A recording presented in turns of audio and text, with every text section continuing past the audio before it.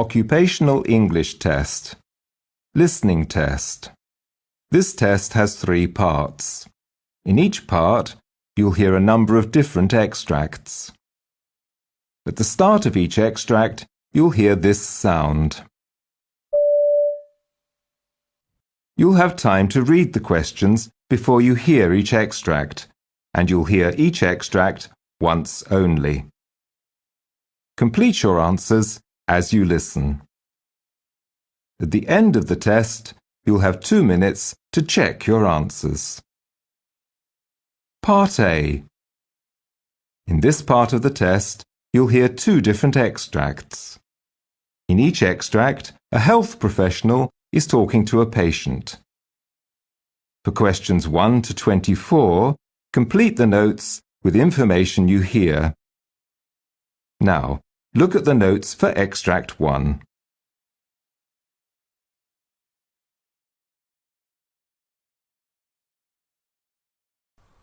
Extract 1.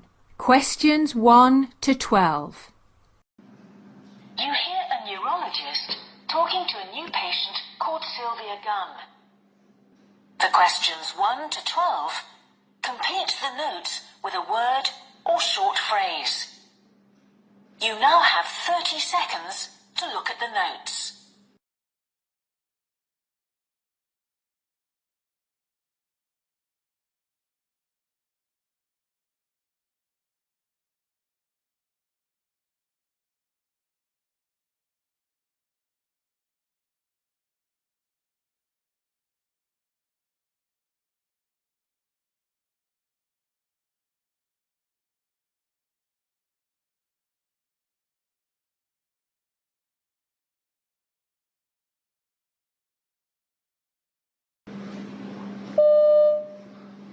Hello, Mrs. Gunn.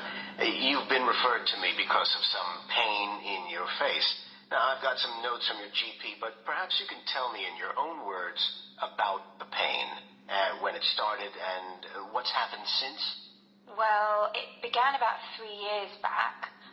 Out of the blue, I got this terrible shooting pain in a back tooth. I've never felt anything like it before in my life. It was a tooth I'd had a nasty abscess on a few years before, and I assumed that it had got infected again. Anyway, I went off to the dentist as soon as I could get an appointment. So he did some x-rays, but he couldn't find anything wrong, which was very strange. Was the pain continuous, and did anything in particular trigger it? It came and went, and it lasted just a minute or so each time, but it really got bad when I brushed my teeth. I always use an electric toothbrush. They're so much better than the usual sort, but I didn't like that one little bit. I even tried to persuade the dentist to whip the tooth out there and then, because I was so sure that that was the problem. But he told me he was pretty sure there was nothing wrong with my teeth at all, and I ought to see my GP. And your GP has diagnosed trigeminal neuralgia? Well, first of all, the GP told me to try painkillers. That was to exclude things like a migraine, I think, but the pills, they didn't have any effect at all. So then he sent me off for a CT scan because he said it might be a very bad case of sinusitis. I'd had that before when I was a teenager. Or he said even nerve damage, but that was all negative too. So then after all that, the GP eventually put me on an anti-epilepsy drug, which seemed to help. I see. So how is it now? Well, the pain sometimes goes away for weeks at a time, but then it can come back a dozen times a day. Fortunately, I get a tingling feeling in my jaw when it's going to start, which I can recognize as a sign, so at least I get a bit of warning before the pain comes on properly, and I can try to find somewhere quiet to sit down. But the pain has now begun to spread? Yes. It started to happen in my eye, too, on the same side as the tooth. I was doing okay until the firm where I work moved to a new office. It's a lovely new building, and everything was fine at first until about 3 months ago when the weather started to improve and they turned up the air conditioning because lots of people were complaining about being too hot. That's when I started getting pains in the eye, and I'm pretty sure it's connected. but the system's the same all over the building, and it's not as if I'm sitting in a draft, so there's not much I can do about it. I've tried wearing glasses all the time, and that seemed to help a bit, at least at the beginning. And these pains in the eye, tell me how long they last and how often you get them. It's getting worse and worse.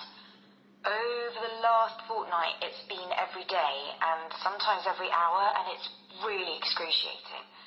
It's getting me down, and I've started losing weight too, what with the worry and the pain, and I've had to give up my yoga class, which I loved, because you never know when the pain's going to come on. And, well, that's making me feel very isolated. I really hope you can do something more for me, Doctor.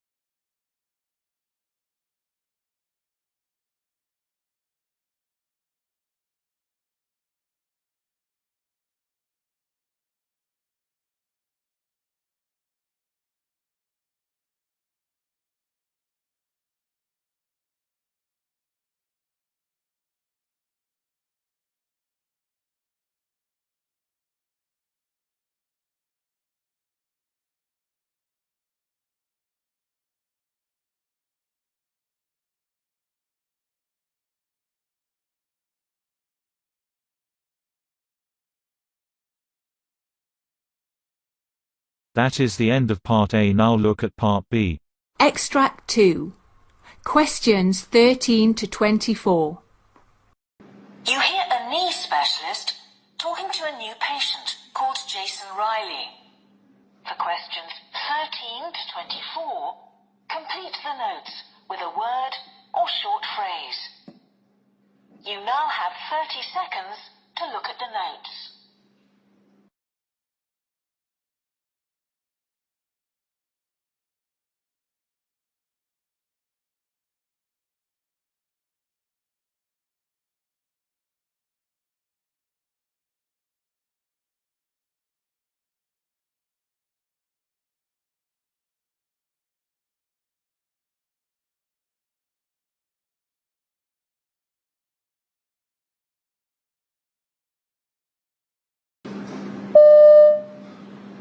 So, Mr. Riley, you've been referred to me because of a problem with your knee. Is that correct? Yes, it's my right knee. It's very painful. Okay. I've got some information here from your GP who's treated you for bursitis. But can you tell me about how this developed and what's happened so far? Well, about 2 years ago now, my knee, this knee, swelled up and was really big. It didn't hurt, and it just looked really strange. I'd been on a week's golf holiday in Portugal, and the knee was a bit dodgy all the time I was there. Well, when I got home and the wife saw it, she sent me off to the GP straight away, who said that it was what people used to call housemaid's knee. That caused a few laughs at home, I can tell you. Then I remembered that my mum used to get that in her shoulder. It's really called bursitis, isn't it? Yes. But he said not to worry, to rest up a bit and wait and see if it went away. And it did in a few weeks. Right. So I was okay for a while. Then, about a year ago, I got a new job. I used to be a painter and decorator, but I retrained as a carpet fitter. So I'm on my knees quite a bit. Goes with the job. And after a while, this must be about 6 months ago, the knee swelled up again. It looked really red this time, and I had a sort of dull pain as well that got worse. Okay. Also, I felt slightly shivery and feverish. The GP said I probably had an infection and gave me some antibiotics for 10 days or so. That seemed to do the trick, and I felt much better, but the knee was still a bit swollen, and it ached sometimes. Did you try painkillers? Oh yeah, after a bit, the doctor suggested ibuprofen, but that always seems to give me a tummy upset, so I stuck to paracetamol. I'm still using them on and off. At work, They put me on to doing things that didn't need a lot of kneeling when I first went back, but only temporarily. And I put ice packs on my knee to bring down the swelling as often as I could, every few hours. I tried to take breaks too. Oh, and my GP suggested some exercises to protect the knee, lying down on my back and raising the leg. Yes? Which seems to reduce the aching. In bed, I made sure I slept with a pillow under it to keep it a bit higher up too. And was your knee still swollen? Yeah, it was. So then the doctor drained off some of the fluid by sticking in a needle. I remember he said he got 20 millilitres out. Right. After that, he suggested that I try some supports in my shoes. I couldn't really see the point of that, but apparently it's to do with your arches, which I guess does affect your knees. Yes. Also, he told me to make sure that I have plenty of padding on my knees when I'm at work, and I've been doing that. Good. He told me that I should think about losing a good few kilos as well, but I like my food, as you can see, and I haven't made any progress with that so far. But things weren't getting better, so then he started giving me cortisone injections. I've had 3 of those so far. And what effect did they have? They really helped. Much less swelling, and the pain's better too. But that's the problem. He now says that with those sorts of drugs, you can't have more than 3 of them in the same knee in a year. I'm up to the limit, and it keeps coming back, so really I'm hoping you'll be able to come up with something better. Okay. Well, let's have a look, shall we? If you can...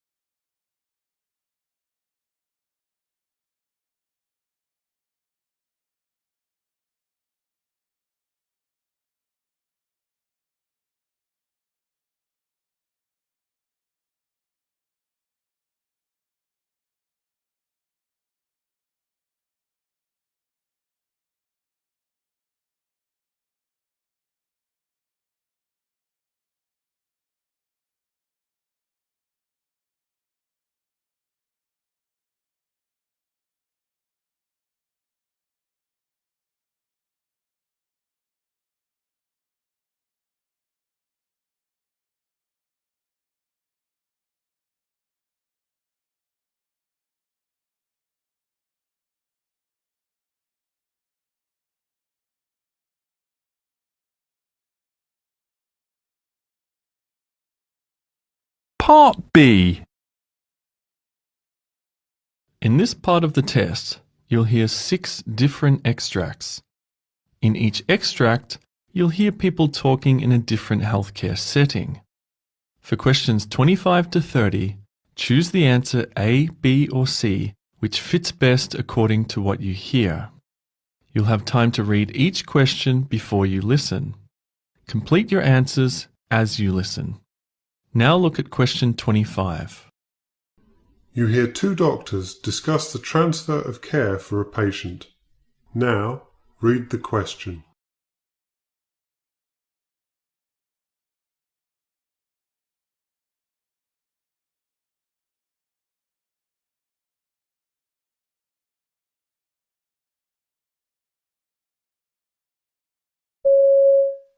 Hello, Dr. Salvos? This is Dr. Broderick from the emergency department. I'm calling you with regards to an admission to the hospital medicine service. Right, yes. Hello, Dr. Broderick. I'm the admitting physician for hospital medicine. Can you tell me more about the patient and why he needs to be admitted from the emergency department? Sure. So the patient is a 68-year-old man with a past history of CHF, DM2, and a chief complaint of shortness of breath for 3 days. Chest x-ray shows a right lower lobar pneumonia. His vital signs are normal, but his BUN is 36. I see. It sounds like he meets CURB 65 criteria for an inpatient admission. Have you started him on any medications in the emergency department? Yes, we have given him supplemental oxygen and started him on breathing treatments. He will also be getting empirical antibiotic coverage. If there are any other orders you'd like me to place, let me know, and I'll do so.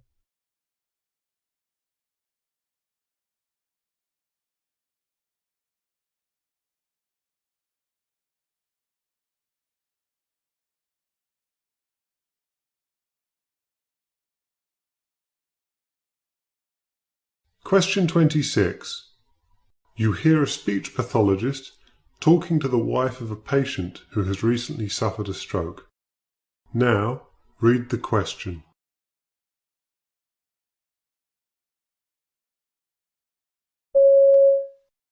I just don't really understand why my husband can't speak properly anymore. Is it a result of brain damage? Problems of this type are a result of damage to the brain, yes, but it's important to note that these issues haven't affected your husband's intelligence. No, of course. I know it's still him. It's just frustrating when we can't talk like we used to. Will he get better eventually? Your husband has shown improvement already, and we're confident that this will continue with regular sessions and practice.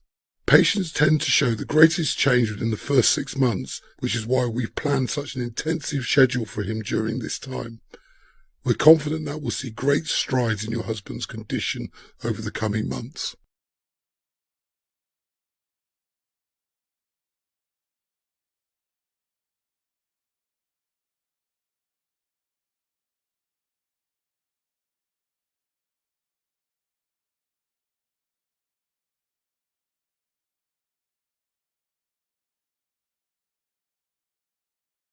Question 27. You hear a trainee doctor asking a senior colleague about chest tubes. Now read the question.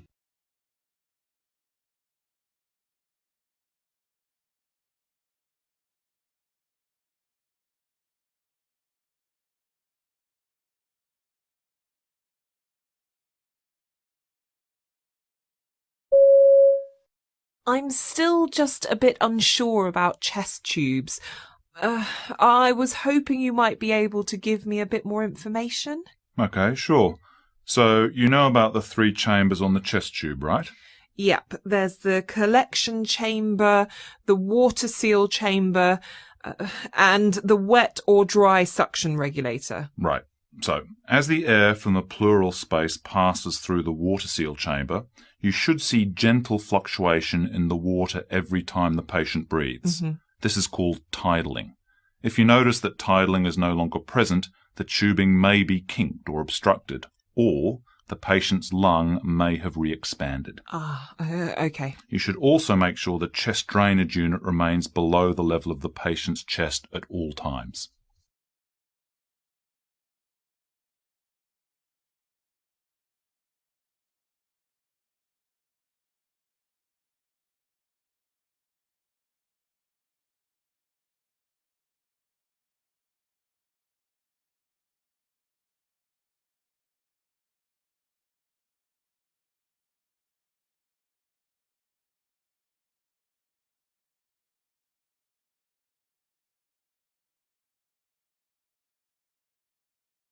Question 28. You hear a pharmacist talking to a customer about pain relief. Now read the question.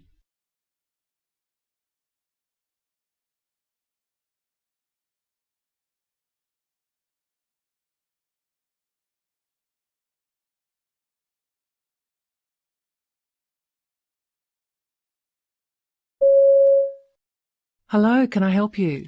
Yeah, I get terrible backache, and my friend said you could give me some codeine for it. Do you have a prescription from your doctor? No, but I don't want the full strength stuff. I only need the weaker one. You know, they mix it with ibuprofen or paracetamol, so it's not as strong. Okay.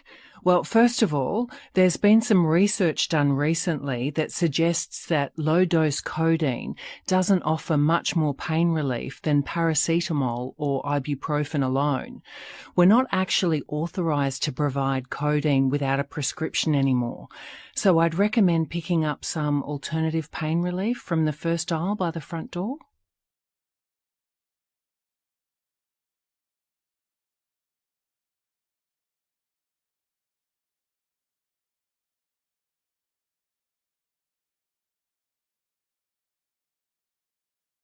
Question 29. You hear a trainee nurse receiving feedback from his tutor. Now read the question.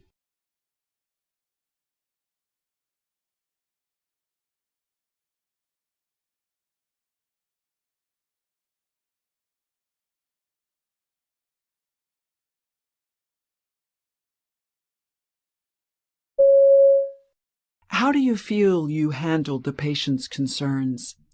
Well, I think I was okay. Mm-hmm. Maybe I wasn't as confident as I could have been.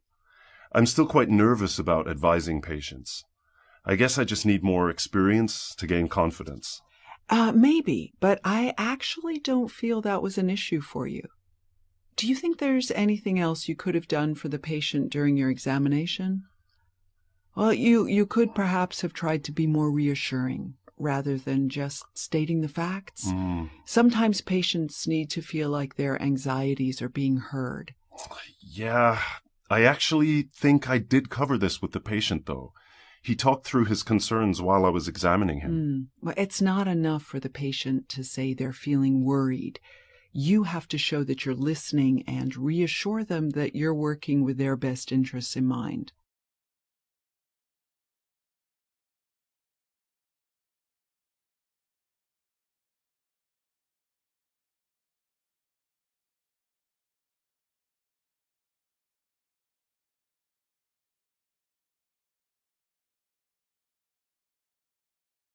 Question 30. You hear two doctors planning their patient care schedule. Now read the question.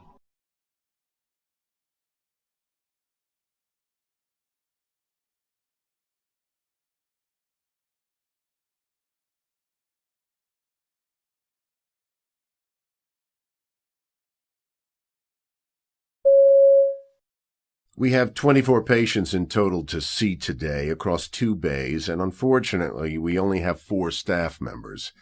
I think we should divide ourselves into 2 teams. Would you agree? Absolutely. Also, I think we should see patients according to their national early warning score. That way we'll get through all those who have urgent requirements before lunch.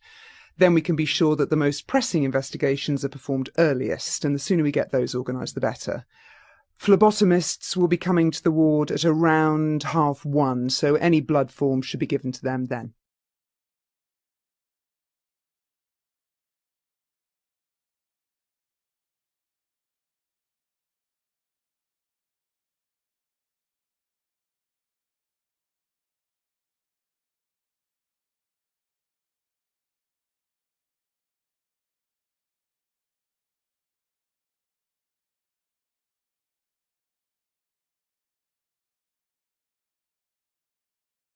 That is the end of Part B. Now look at Part C. Part C. In this part of the test, you'll hear 2 different extracts. In each extract, you'll hear health professionals talking about aspects of their work. For questions 31 to 42, choose the answer A, B or C which fits best according to what you hear. Complete your answers as you listen. Now look at Extract 1. Extract 1, questions 31 to 36. You hear an interview with a physician called Dr. Matthew Leach, who's talking about meningitis. You now have 90 seconds to read questions 31 to 36.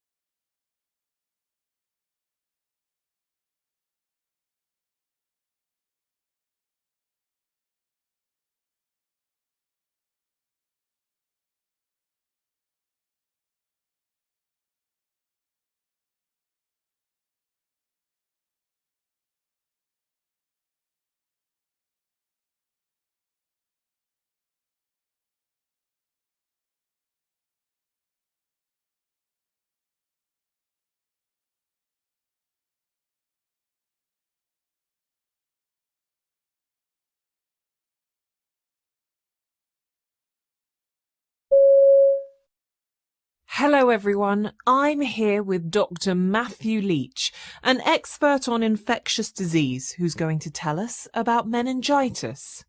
Thank you for being with us today, Dr. Leach.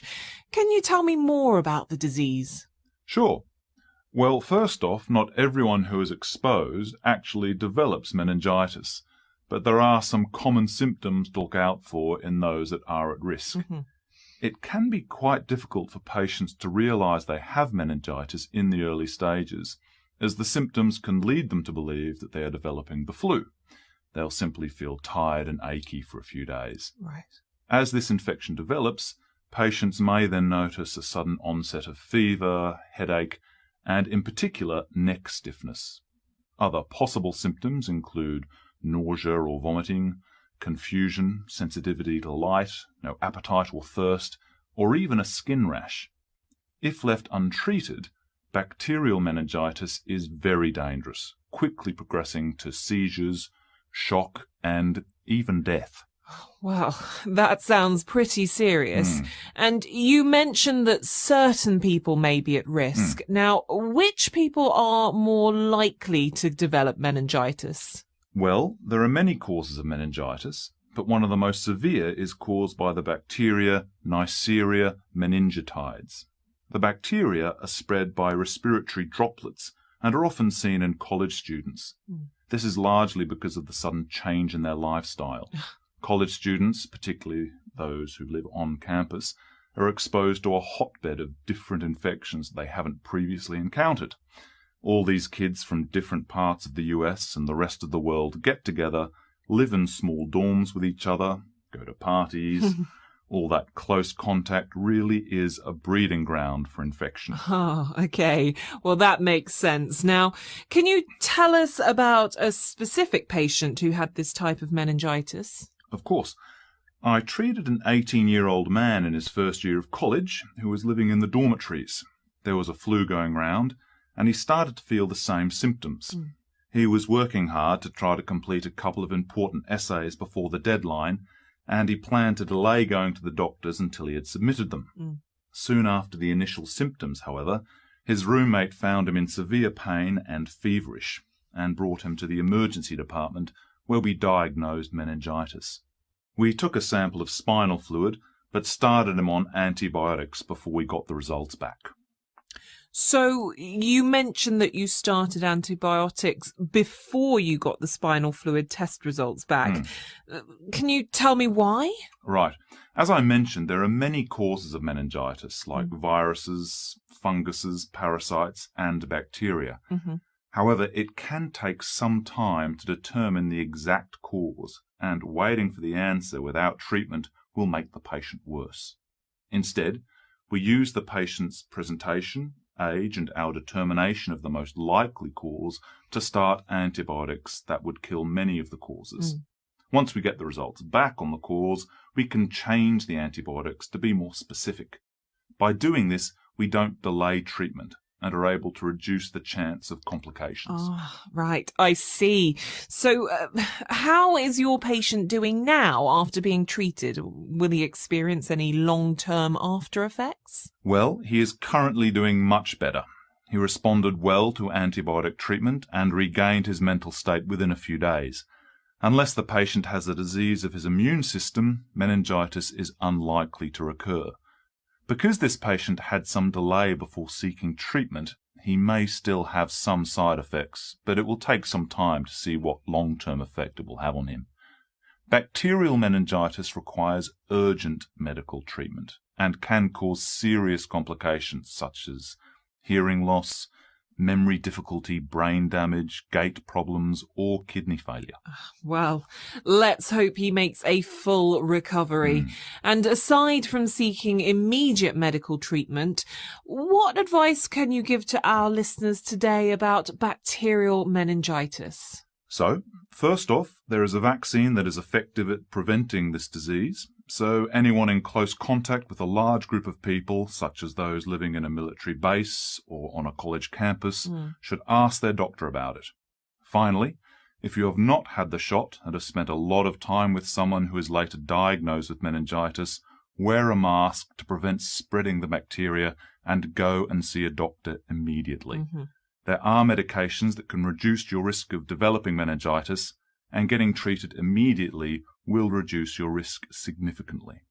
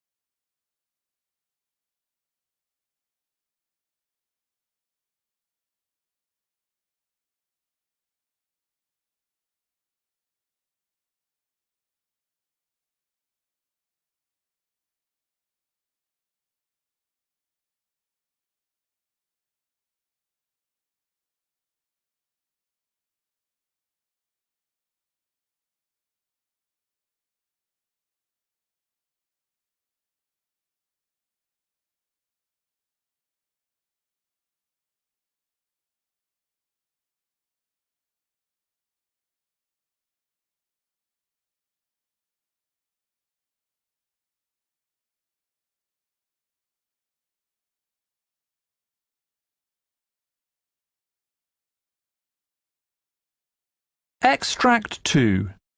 Questions 37 to 42. You hear a clinical psychiatrist called Dr. Evelina Horton discuss treatment for agitated patients in an emergency setting. You now have 90 seconds to read questions 37 to 42.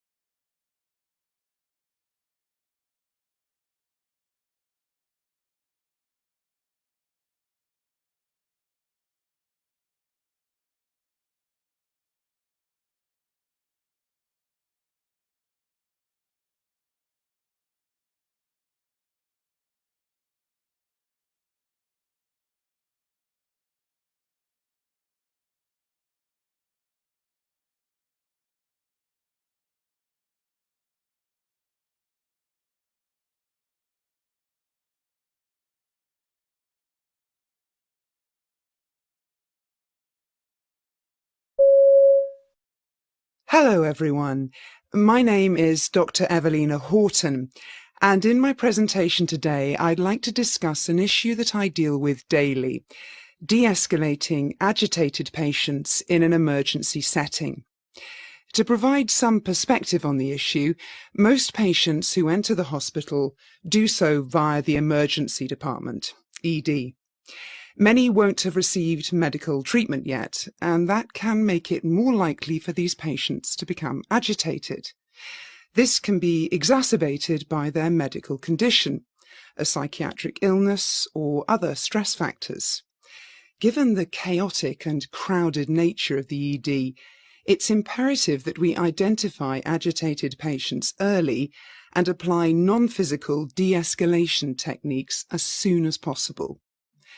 The provider who is going to initiate the de-escalation process should make sure that they create a considerable amount of space between themselves and the patient, and make sure that no one else is closer to the patient than they are.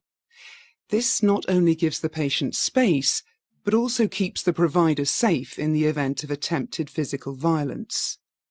Ideally, both the patient and provider should also be able to leave the area without the other blocking their exit. Body language and tone of voice convey overall emotional state to a patient, so providers should remain outwardly calm throughout the encounter. When speaking to the patient, you should start by introducing your name and role in the team. You should determine how the patient prefers to be addressed and err on the side of being respectful. Use short sentences and simple vocabulary to enhance understanding. Leave a suitable amount of time between statements to allow patients to process what is being said. Sometimes repetition and enunciation may be necessary. Eye contact should be intermittent, so the patient does not think you're staring, and verbal responses should be calm without any hint of insults or challenges. Only one provider should interact with the patient, as multiple speakers can confuse an agitated patient. When the patient speaks, it's important to identify what their wants and feelings are, even if they may be impossible to address at this time. Try to consider things from the patient's perspective. Although they may be suffering under a particular delusion, such as paranoia, try to understand how the patient might feel or react if that delusion happened to be true. While we do not want to endorse these delusions, it's important to find common ground. For instance, if the patient is agitated because they think they are being followed, the provider can agree with the general principle, saying something like, "I understand that your suspicion of other people can make it hard to get the treatment you need here." It is also okay for a provider to agree that while they may not be having the same experience as a patient with an obvious delusion, they can believe the patient is having that experience and reacting to it. In addition, patients should be encouraged to make choices in order to give them a sense of control over the current situation and diffuse their overall aggressiveness. These choices should be realistic, however, and deliverable, as unfulfilled promises may backfire and irreparably damage the therapeutic alliance. Some of these choices can include medications to help calm the patient. A good way to state this is, "It's important for you to stay calm so we can talk. Can we provide you with some medication to help you feel less anxious?" Offering patients a choice between different medications or routes of delivery may also provide a feeling of control to the patient. Lastly, when the crisis is over, a key technique is debriefing both the patients and staff on how the situation went. The patient, now calm, may be able to provide more insights on what they were thinking and how they were feeling at the time. The provider can discuss coping skills or alternative options in order to prevent another aggressive incident in the future.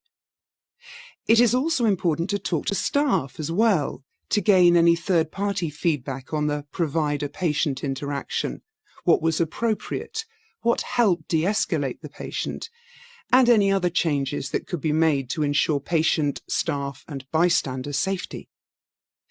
These techniques can be applicable to a wide variety of patients in numerous settings. They're not just restricted to the emergency department.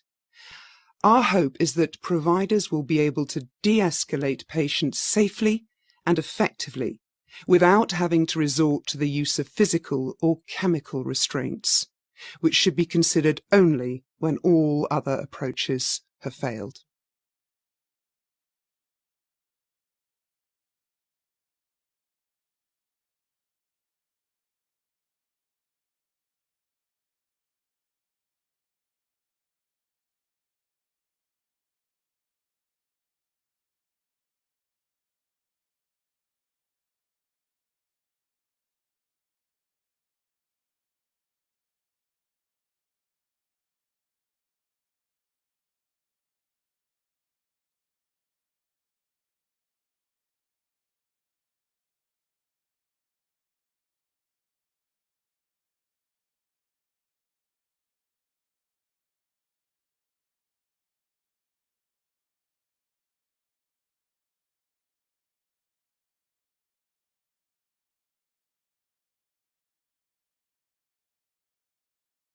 That is the end of Part C. You now have 2 minutes to check your answers.